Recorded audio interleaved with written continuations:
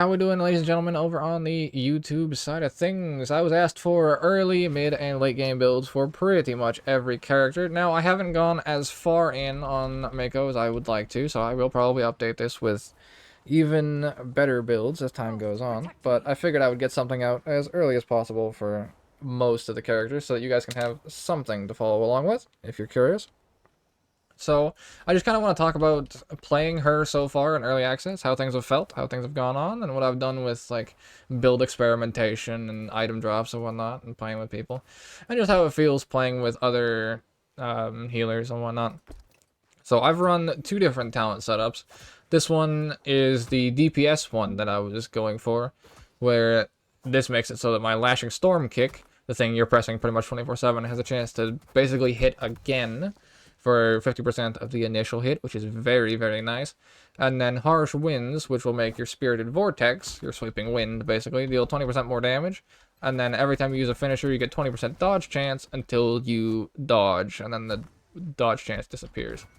So I don't think running the Earth side's very good, unfortunately. I love the Earth abilities, and like the Windwalker Monk player in me is fucked off so heavily by the fact that, like, the Earth Fire or Earth Fist Barrage here, that this isn't AoE. Like, it looks like it should be. It should be. Like, this should be the AoE one, and the kick should be single target. The Fists of Fury needs to hit everything, okay? But it doesn't, unfortunately. So, I don't know if it's going to be any good to do, like, a full Earth build. It'll be fun. Maybe I'll mess around with it at some point. But I think the better build I was running is definitely Resonance of Earth and Will of Stone. This was just like the highest QOL setup, because this makes it so that when you activate your Stone Shield, you take 20% reduced damage for 8 seconds. I feel like this is probably going to be mandatory, because that 20% damage reduction is basically a shield wall. So that basically gives you a massive reduction on everything, and then jumping into packs with the Shatter Earth is really nice, because it'll put up your buff immediately for you and just makes it a little bit easier to play and a lot faster to get going. Because the biggest thing I find, like the worst pull with Meiko I find, is the first one, because you don't have your Stone Shield up and you don't have all your buffs up. Once you've got your buffs up, then it's a different story of how you go about taking on the key. But generating the first boss, if you pull too big on the first pack, you can literally die immediately. So this kind of gets around that, because you group everything up first, and then you slam on top of them with Shatter Earth, and then you've got 30 seconds of buffs to work with, and you just stay in perpetual motion and keep the buffs up from there. You know, cycloning packs and what have you. Alternatively, I think I would probably go for like a full Lashing Storm kick build as I slowly get more and more talent points. Like, Perfect Storm with Resonance of Earth would be what I would also go for if I had the points, but unfortunately I don't. So I can't go through and do, like, a big setup here, unfortunately. Otherwise, I would. However, your finishing moves reduce the cooldown of your Stone Shield ability by 1 second is also crazy. I think Stone Shield is by far one of the best things she has, because this not only gives you your damage reduction, but then it'll also make it so that you can pull AoE threat a lot of the time. Now, you need to be very careful where you use this, because if you use it too close, you do wind up missing a lot of the time, unfortunately, when it comes to bosses and whatnot. Because I don't think it's just like in an area around you. I think it's based off where the stones hit. At least I'm using it like that, like it's old Aurelian Soul passive. I might just be an idiot, but it's more fun that way if that is actually the case. So, I've been having a good time with her, though. She is exceptionally fun. The one thing that is not talked about at all with Meiko, though, that I think people should know more about, is her Spirit passive. Whenever Spirit Refund is triggered, Meiko gains Spirit Armor for 12 seconds, increasing her armor by 50%.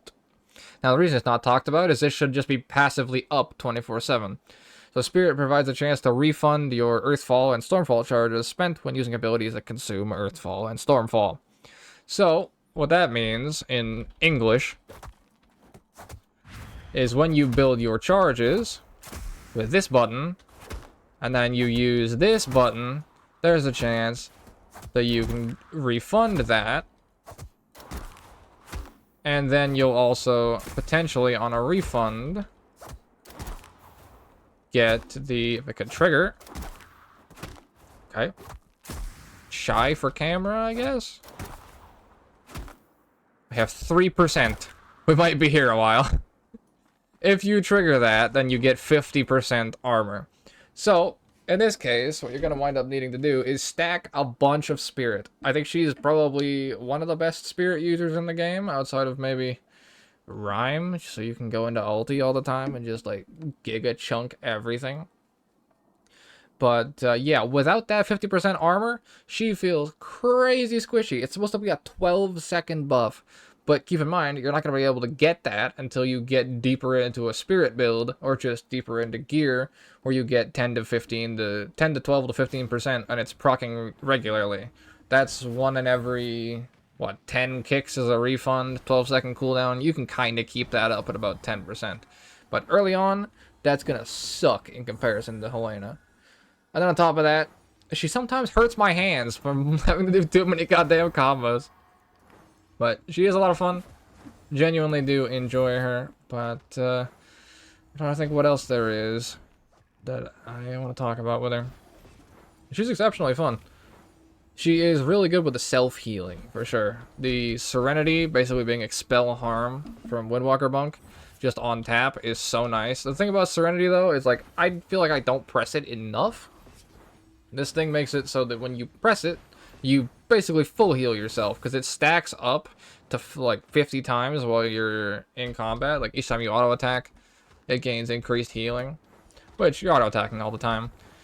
So what's really nice is, like, if you have an oh shit moment, you just pop this, and then all of a sudden you get a 39k heal, or you get a 60k heal that can then crit and basically heal you for more than you have health, which is absolutely crazy. She can do so much healing. She can solo bosses from 20% to 0 if you have enough gear.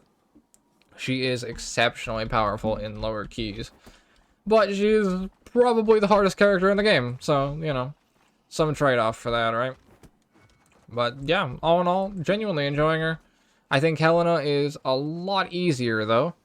And probably a lot better for new players, if I'm honest. She is a great time, however.